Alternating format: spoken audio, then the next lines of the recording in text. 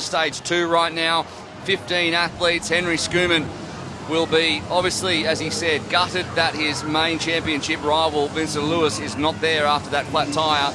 But it's a bit of a let-off for him. He needs to capitalise now, refocus. Don't worry about that and focus on doing well here, getting to stage 3 and winning that race to maximise his advantage. But there are plenty of men between him and a race win.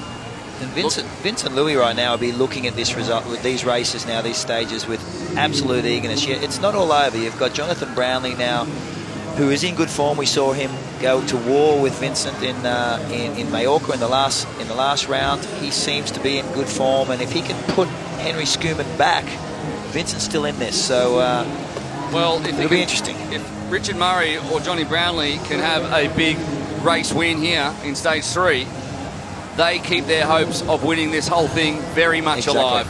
Exactly. We would never have imagined coming into stage 2 of the Eliminator that we'd be talking about Vincent Louis not being on the podium in the overall championship series. It could be. Anything could be as we head into stage 2. A great start from furthest from us, Henry Schumann in the blue. On his feet is Matt Hauser. Of course, the pontoon spot's decided by the finishing places in the previous stage.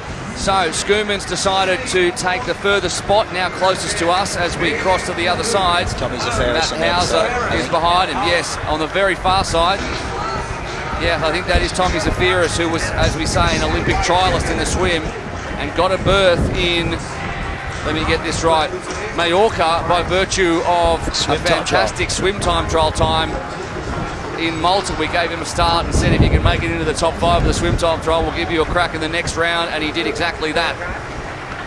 The husband of our women's championship leader, Katie Zaferis, who had a win earlier on in the women's Eliminator. Looks like Tommy's got a straighter line to the front to that first swim buoy. If you look, Henry's gone a lot further to the left, and we'll be interesting to see who hits that first. Johnny Brownlee's opted to go on the Henry Schumann side. He's sitting at about 5th in the red jersey, but Tommy has nailed that.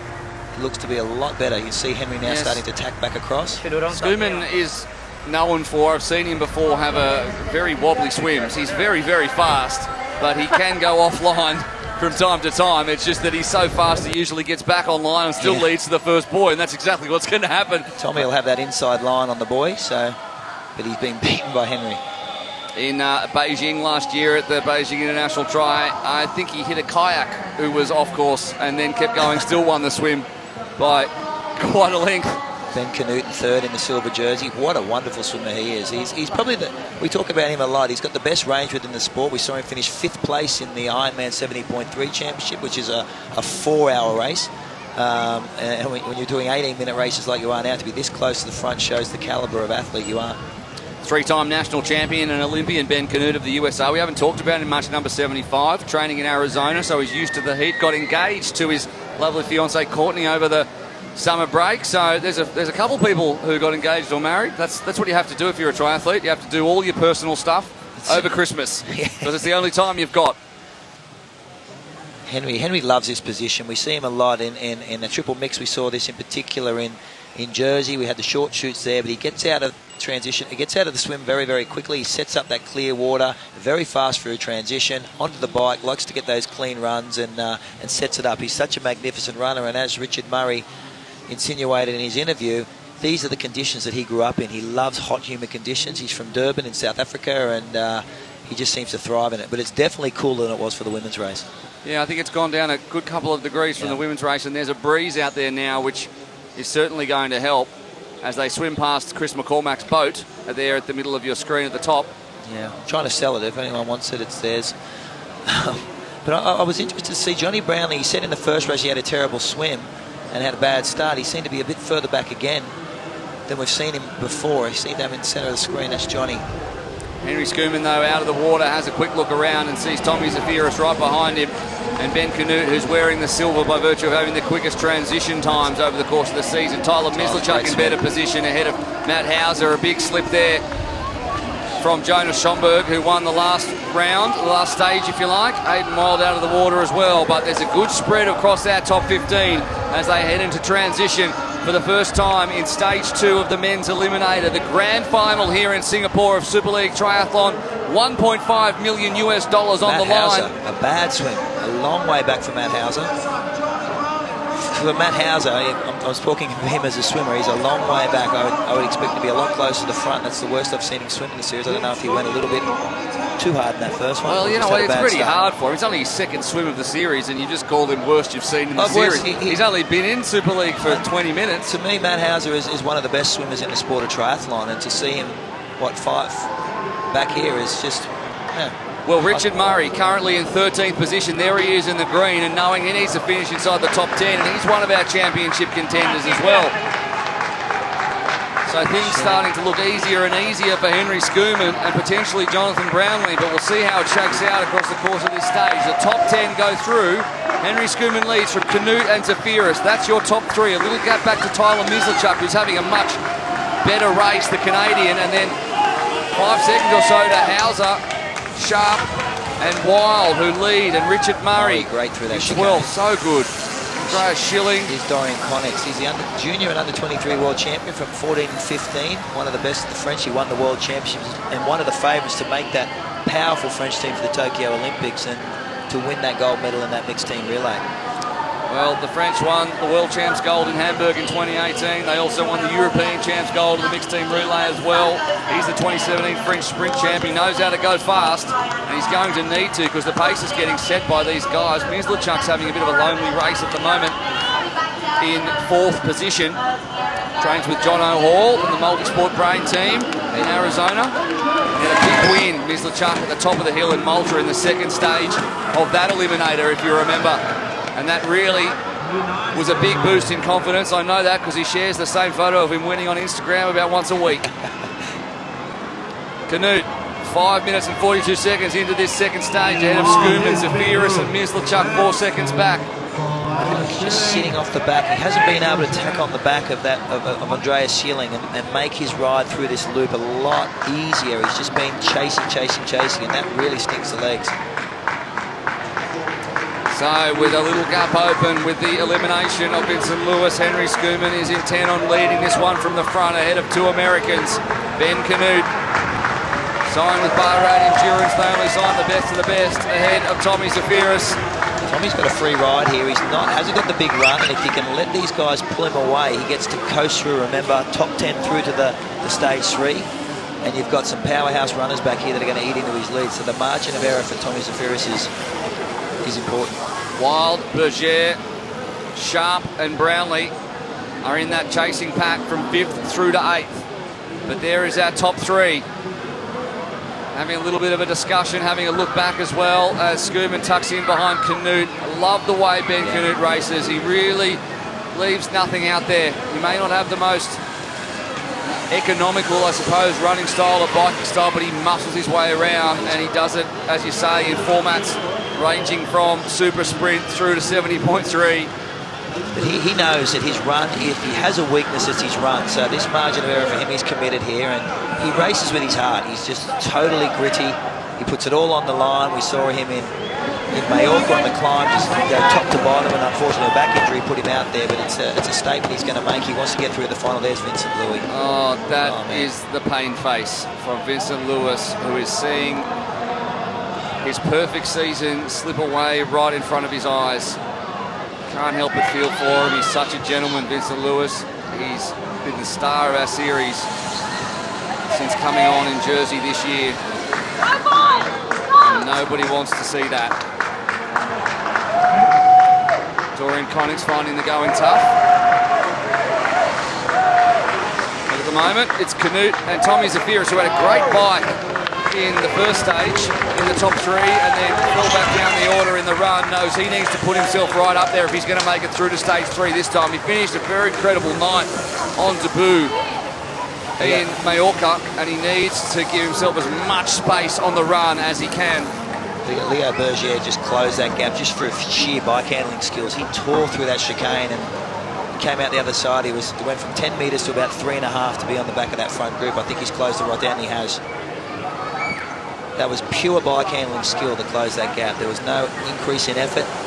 He just took a lot of chances, spread it out, got through the chicane, and we saw that gap just immediately eliminated. We are shaping up to have a very, very interesting race for the top 10 because, as you can see, there's 10 riders there, and then behind them, Richard Murray, and then behind that, Matt Hauser. So, 13 in our lead pack, as far as I can tell, with Ryan Bailey sitting off the back with Matt Hauser, and joining them, Andreas Schilling.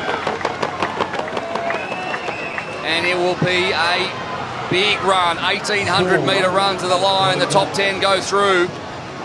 Here they are right now. Bergier in fourth, Mislachuk fifth from Hayden Wild, the two-time Xterra under-19 world champ from New Zealand. One of the future stars of our series of that, there is no doubt. Jonathan Brownlee, Matt Sharp, Jonas Schomburg, and Oscar Coggins, who's having quite the day out from Hong Kong. Is he what? He's been racing elite as well as juniors, the 19-year-old. Rayon Elite Asian Cup earlier in January, actually. He finished fifth. Cycling is, without a doubt, his strongest discipline, Oscar Coggins. Finished sixth in the Junior ITU Grand Final on the Gold Coast at the end of last year, so he's having quite the run at it. As he sits among the best the sport has to offer. Andreas Schilling on the back of a pack of 13.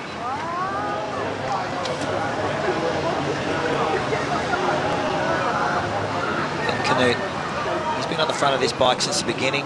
He's done a lot of work. That gap's been closed. Johnny Brownlee looks very, very composed today. He said he felt average in that first race, but he stayed right up where he needs to be. Tactically, very, very clever. He's shadowing Henry Schumann, who he knows is going to be right near the front. And well, it'll be magnificent. We saw in Mallorca, Johnny totally outrun Henry Schumann. So it's not over for Henry. And if Johnny can put him out of the equation, Vincent Louis will be rubbing his hands together.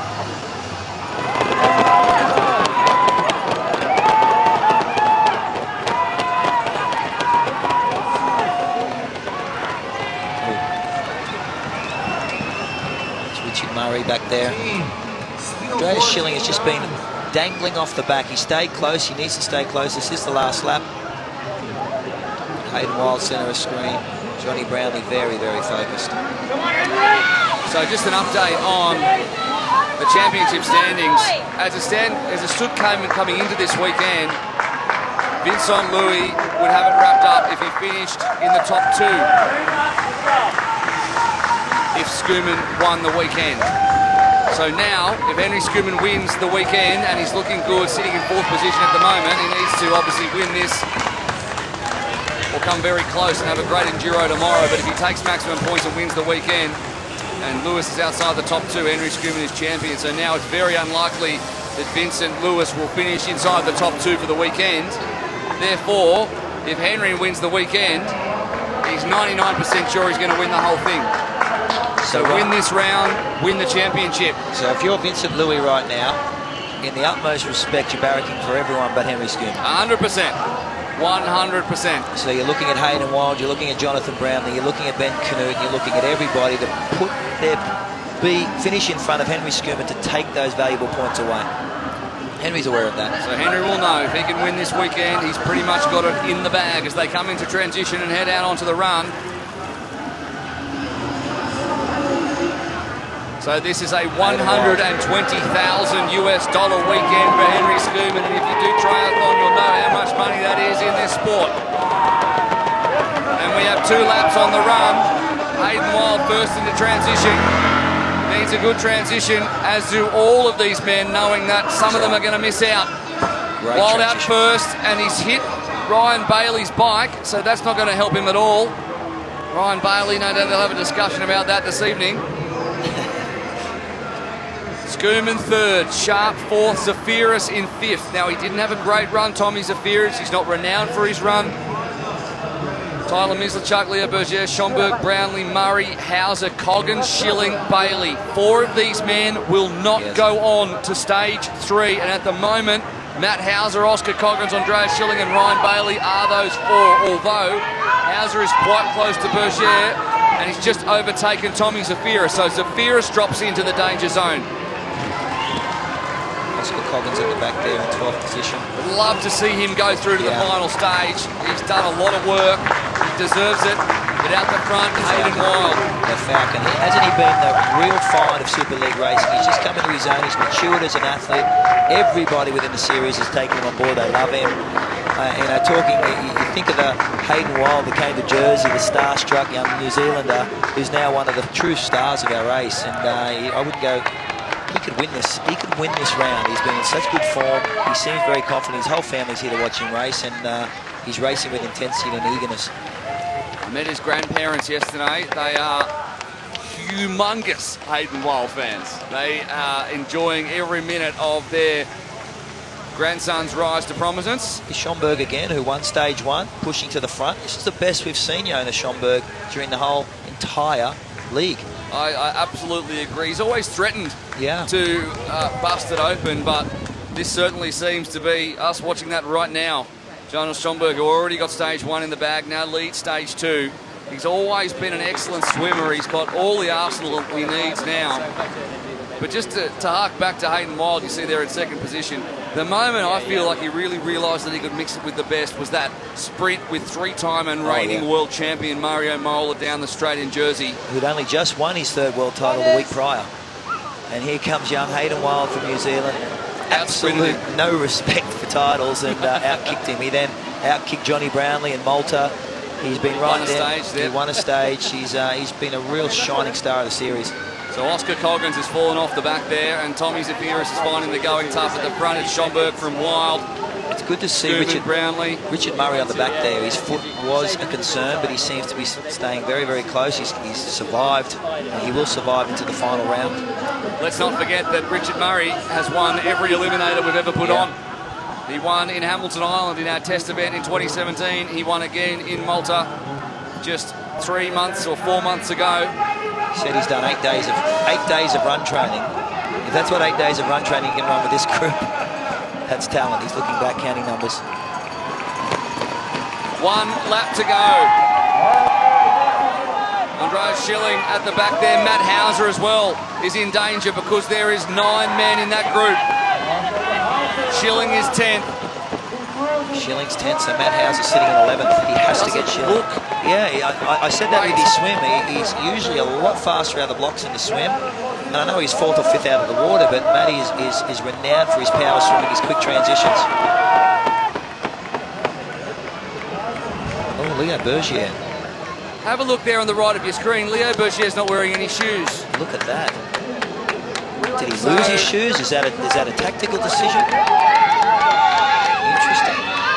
He's going to be feeling it tonight. There's no doubt about it. But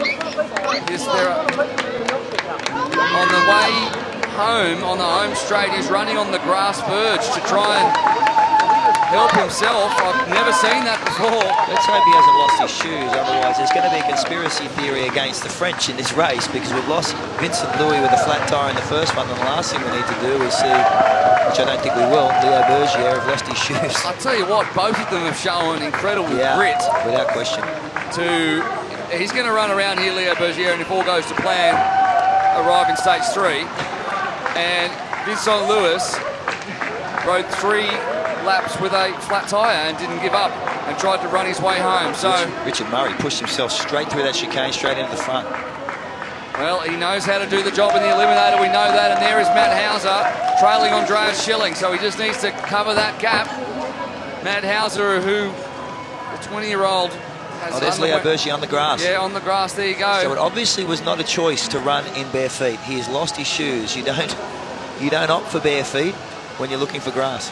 He's lucky that Singapore is just about the cleanest country in the entire world, because there is nothing on the ground there that's going to stick into his foot, we hope. But there you can see him running on the grass.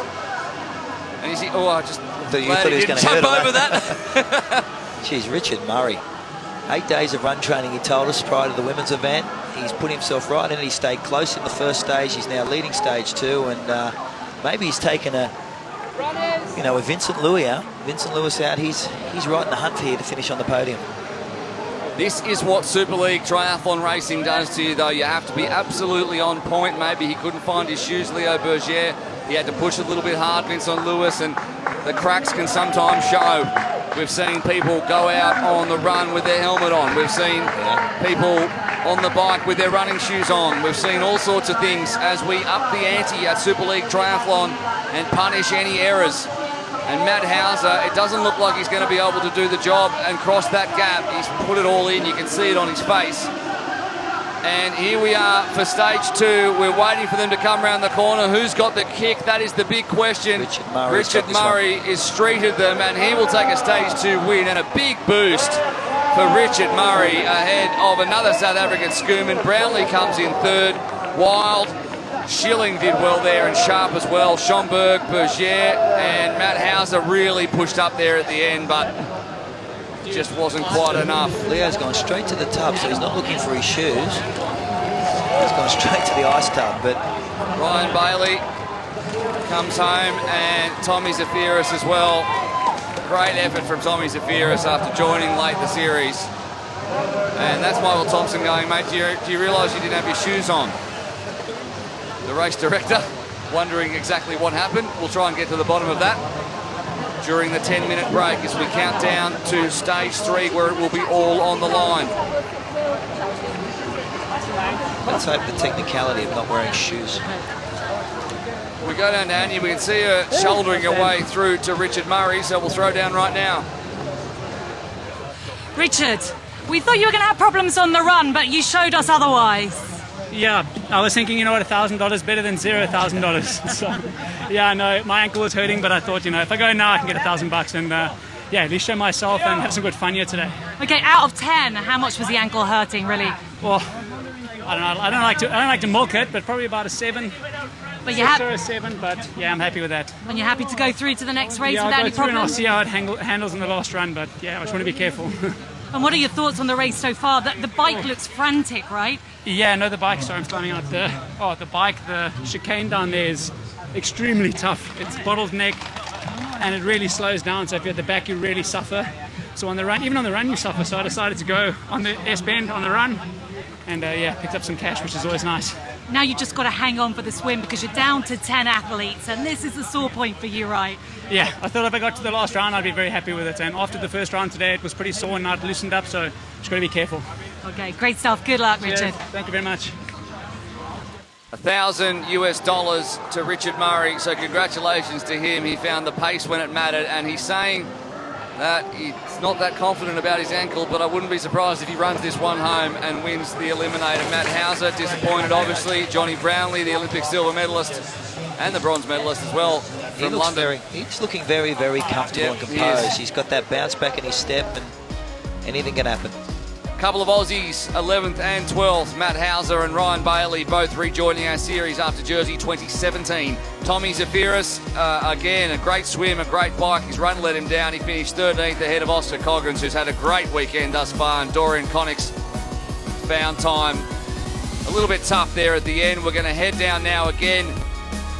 Oh, we're not going to head down again. It's an ever-changing scenario down there in the ice bars, I guess. Yeah. It reminds me of the Mickey Mouse ice bars we had in Hamilton Island. We'll look back across the course of the second stage. We were going to hear from Leo Bergier, but he needs a little bit of attention, I think, medically first, and we'll wait for that.